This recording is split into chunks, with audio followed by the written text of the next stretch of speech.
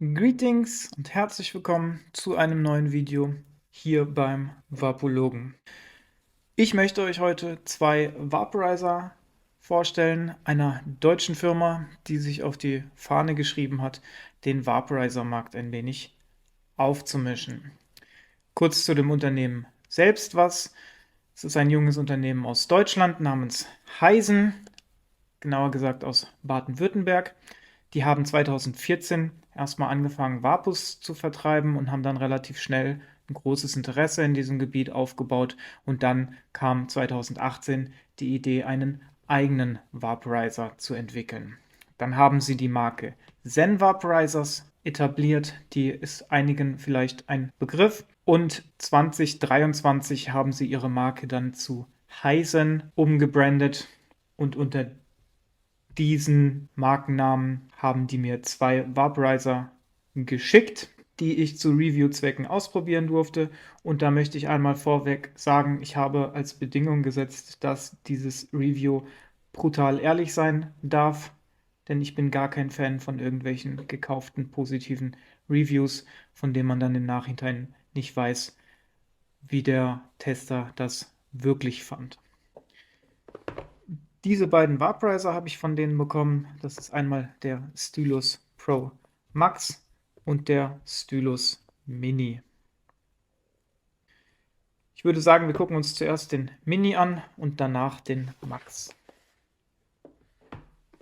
Der Stylus Mini ist ein reiner Konvektionsvaporizer, Kostenpunkt 79 €, hat einen fest verbauten Akku, einen USB-C-Ladeport, leider kein Pass-Through, also man kann es nicht benutzen während dem Laden und wird mit einer Ein-Knopf-Bedienung bedient. Es hat eine Keramik-Heizkammer, die eine normale Größe hat und hat 6 Hitzelevel von 175 Grad bis 225 Grad in jeweils 10 Grad Schritten. Das Gerät besitzt kein Display, hat aber eine Batterieanzeige durch LEDs und hat eine Aufheizzeit von ungefähr einer Minute. Im Lieferumfang enthalten ist einmal das Gerät, ein aufschraubbares Mundstück mit Glasmundstück und dann noch ein bisschen Zubehör. Einerseits ein USB-C-Kabel, dann nochmal extra Siebe und ein kleines Tool und eine Bürste. Das ist allerdings eine Kunststoffbürste und da muss man ganz stark aufpassen bei diesen Kunststoffbürsten, dass man diese nicht in das heiße Gerät reinsteckt, weil sonst die Borsten schmelzen. Es hat, wie gesagt, eine Keramikkammer. Ich habe das immer mit ungefähr 0,16 Gramm befüllt, da passt aber wesentlich mehr rein, denn nach den ersten paar Zügen, ich habe das nie gestopft und nach den ersten paar Zügen hat sich das Kraut komprimiert und die Kammer war quasi nur noch halb voll. Aber ich mache immer ein bisschen weniger rein, weil das dann den Vorteil hat, dass beim Ziehen das Kraut immer wieder aufgewirbelt wird und man dann nicht rühren muss nach ein paar Zügen. Hier ist also wie gesagt die Kammer. Das Mundstück wird aufgeschraubt, hat dann ein schwarzes Glasmundstück. Das ist eigentlich ziemlich cool, weil da sieht man dann das ansammelnde Kondensat nicht so direkt. Man kann das Mundstück auch entfernen. Und auf der Unterseite haben wir hier ein Sieb, das nochmal grob hochfliegende Kräuter aufhält. Wie gesagt, ich habe immer ein bisschen weniger reingemacht und habe dann alle paar Züge das Gerät einmal so an meiner Hand geklopft, damit eventuell Kraut, das hier oben an dem Sieb haften blieb, wieder runtergeflogen ist. Die Bedienung ist eigentlich relativ einfach. 3 Klicks und das Gerät geht an. Dann heizt es auch schon direkt los. Hier sehen wir auch schon direkt, welche Temperatur wir eingestellt haben, nämlich die höchste. Wenn wir lange drücken, dann können wir die Temperatur einstellen, wie wir sie haben möchten. Und wenn wir zweimal klicken, zeigt uns das Gerät den Akkustand an. In dem Fall war das jetzt blau. Das bedeutet, ich habe noch 50% Akku. Wenn die LEDs grün leuchten, heißt das, man hat 100% Akku. Und wenn die LEDs rot leuchten, nachdem man zweimal geklickt hat, dann bedeutet das, man hat noch ungefähr 20% Akku. Während das Gerät aufheizt, signalisiert einem das auch, bei welcher Temperatur das gerade ist ungefähr, indem die jeweiligen LEDs grün werden. Da wird die erste grün. Meiner Erfahrung nach sind die niedrigeren Temperaturen nicht so effizient, aber bei den höheren Temperaturen kommt dann eigentlich schon relativ gut Dampf bei der richtigen Zugtechnik. Und diese darf dabei nicht zu schnell und relativ kurz sein. Also es müssen relativ kurze Züge sein und nicht tiefe, lange Züge. Bei mir hat der Akku immer so 4 bis 5 Bowls gereicht. Die Session geht dabei 5 Minuten und war je nachdem abhängig, ob ich die Session bei niedrigeren Temperaturen angefangen habe oder ob ich direkt gleich bei der höchsten Temperatur angefangen habe. Die Sessionzeit von 5 Minuten ist eigentlich relativ gut gewählt. Es gab ab und zu, wenn ich Temp-Stepping gemacht habe, gab es den Fall, dass ich das Gerät nochmal neu angemacht habe. Und es gab auch Fälle, wo ich, wenn ich auf vollster Stufe angefangen habe, auch gar nicht die 5 Minuten voll ausgereizt habe. Aber wie gesagt, ich habe die Kammer auch nie wirklich voll. Das schwarze Glasmundstück hat, wie gesagt, den Vorteil, dass man dadurch das ansammelnde Kondensat nicht so schnell sieht. Aber das hat natürlich auch den Nachteil, weil es ein reines Glasrohr ist, dass das keinerlei Kühlung bietet. Das heißt, der Dampf ist schon relativ warm und kann auch relativ harsch sein. Aber für diesen Fall bietet Hisen auch Bubbler an. Da hat man dann einen Bubbler, der hier aufgeschraubt wird. Dann hat man sozusagen das Gerät mit einem Wasserfilter gekoppelt und das filtert nochmal Schwebstoffe aus dem Dampf raus, die vielleicht nicht durch diesen Sieb abgehalten werden, und kühlt zudem auch nochmal den Dampf. Im Großen und Ganzen hat das Gerät also eine solide Performance und ich muss auch sagen, auch das AVB ist relativ gleichmäßig geröstet. Wem kann ich also diesen Vaporizer empfehlen? Kann ich ihn überhaupt jemandem empfehlen? Also er ist eher empfehlenswert für Einsteiger, das muss man definitiv sagen. Erstens, weil er super erschwinglich ist und zweitens, weil er einfach so intuitiv bedienbar ist. Er ist gut für Leute, die nicht erst lernen wollen, wie man ein Gerät wirklich nutzt, oder auch für ältere Leute, die nicht so technikaffin sind. Ich könnte mir zum Beispiel vorstellen, dass ich dieses Gerät meiner Mom in die Hand drücke, würde sie zu mir kommen und sagen, sie möchte das jetzt auch mal ausprobieren. Dann würde ich auch sagen, es ist eher was für Leute, die nicht so viel konsumieren und daher auch nicht so großartigen Wert auf Geschmack legen, denn es bleibt nach wie vor ein Konduktionsvape und Konduktionsvape haben nicht den besten Geschmack, dadurch, dass die Batterie nicht wechselbar ist und man auch nicht während dem Laden nutzen kann, das Gerät, ist es jetzt nichts für starke Konsumenten, die häufig und viel konsumieren. Was mir auch noch aufgefallen ist, als ich nach Lösungen für einen kühleren Dampfweg gesucht habe, ist, dass dieses Glasrohr genau den gleichen Durchmesser hat wie ein Dynavap-Tip und man daher auch einfach einen Dynavap-Tip als Mundstück nehmen kann. Dann macht man einen Stem dran und hat einen wesentlich längeren Kühlweg oder, wenn man einen anderen Stem benutzt, sogar eine viel effizientere Kühlung durch ein ausgeklügeltes Kühlsystem wie hier im Revolve. Und da ist dann nämlich auch noch der Vorteil, dass ich alle paar Bowls, ich würde so sagen alle 4 bis 5, 6 Bowls, bildet sich im Dynavap dann auch Reclaim, dass man dann wieder mit dem Dynavap deppen kann. Das heißt, so alle 4, 5 Bowls hat man dann eine kleine Dab-Session mit dem Dynavap. Das merkt man dadurch, dass der langsam voll wird, weil der Luftwiderstand immer größer wird durch die abgehaltenen Reclaim-Teile, die hier im Dynavap landen. Okay, das war's zum Stylus Mini von Hisen und dann schauen wir uns als nächstes den Pro Max an. Der Pro Max kommt in einer identischen Verpackung mit einem anderen Schriftzug, natürlich Stylus Pro Max. Lieferumfang ist derselbe mit dem Unterschied, dass bei diesem Gerät auch eine Batterie dabei ist. Ist bei dem anderen natürlich auch, aber da kann man sie nicht wechseln. Und es gibt auch Vaporizer, die werden ohne Batterie geliefert.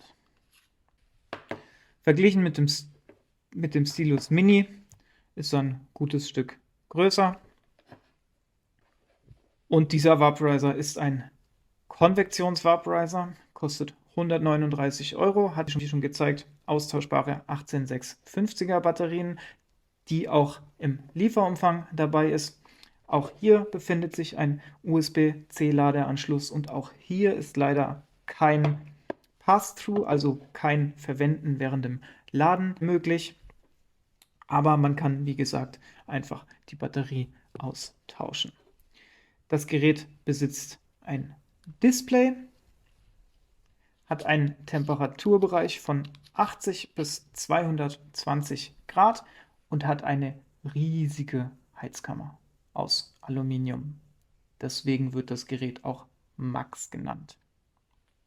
Das Besondere an diesem Gerät ist eigentlich, dass es zwei Arbeitsmodis hat. Und das ist einmal der normale Modus, man stellt seine Temperatur ein und wenn die erreicht ist, kann man losvapen. Und es gibt noch einen zeitbasierten Stufenmodus, das ist der sogenannte Temperaturmodus.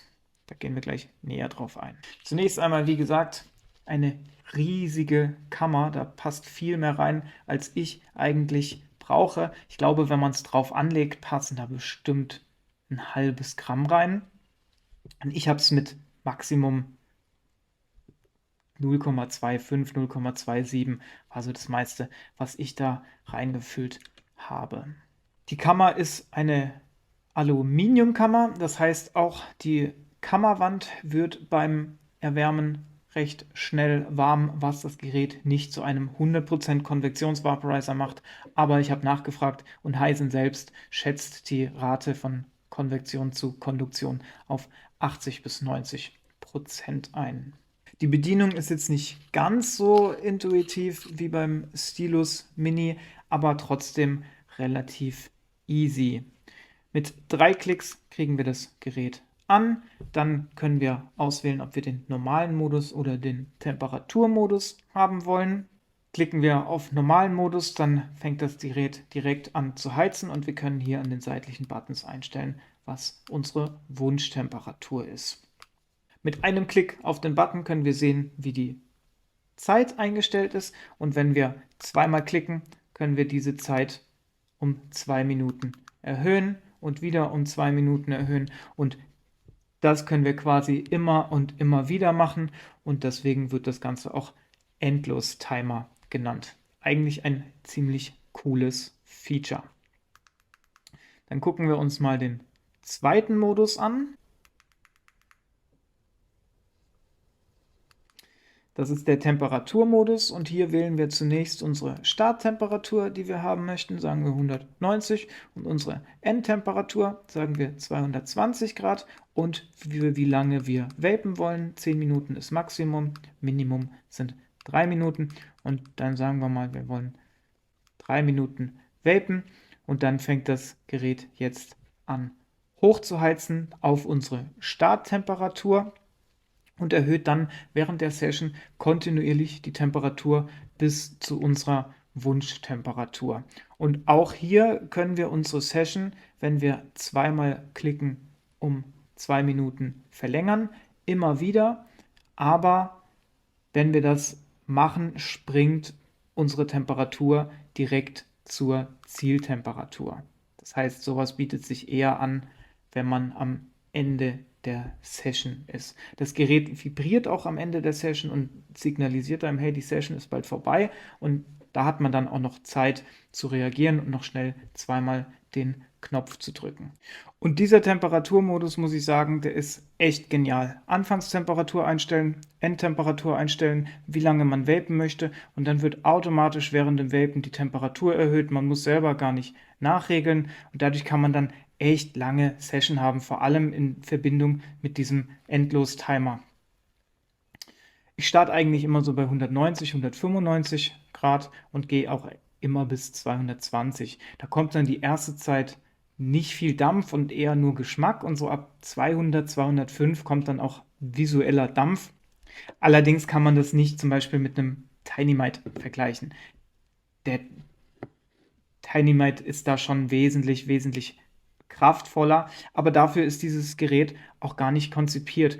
Hizen hat den Stylus Pro Max als Session Vape konzipiert, während der Tiny-Mite ein On-Demand Vaporizer ist, und außerdem ist der Tiny-Mite fast dreimal so teuer wie dieses Gerät.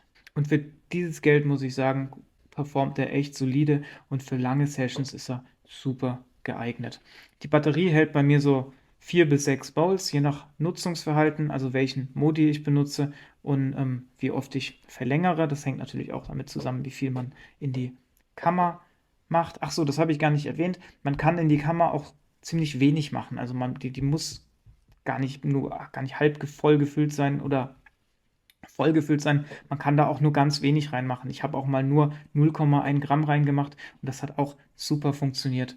Dank wechselbarer Akkus ist das Gerät trotz fehlender Pass-Through-Funktion dennoch für den Dauerbetrieb geeignet, denn man kann einfach die Batterie swappen und direkt weiter vapen, sollte sie einmal leer sein. Wem kann ich jetzt also dieses Gerät empfehlen?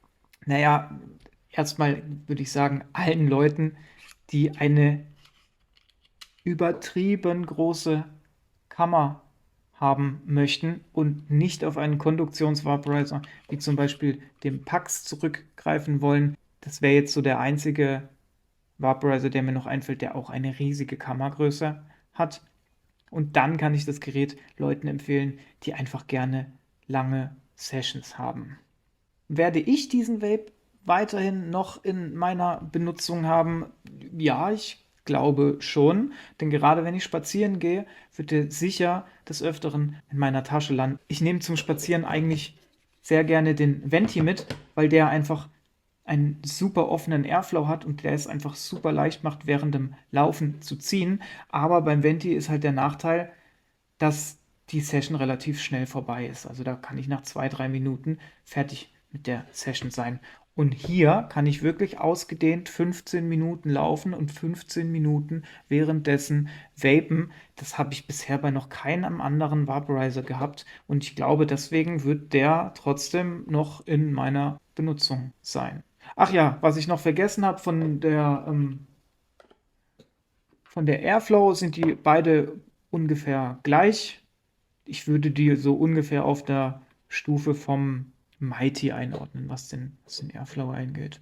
Jojo, ich melde mich nochmal aus dem Schnitt, weil mir gerade aufgefallen ist, dass wir beim Stylus Pro Max gar nicht über den Geschmack und das AVB geredet haben. Der Geschmack des Stylus Pros ist natürlich, wie es für einen Konvektionsvaporizer typisch ist, sehr gut. Und auch das AVB, muss ich sagen, wird durch die Aluminiumkammer ultra gleichmäßig geröstet. Also das ist nicht so wie beim Tiny-Mite zum Beispiel, wo sich eher innen die Kräuter rösten und außen das, was an der Wand ist, eher ungeröstet bleibt, sondern beim Stylus Pro Max ist die Röstung komplett gleichmäßig. Hier ein Bild. Das war's von meiner Seite.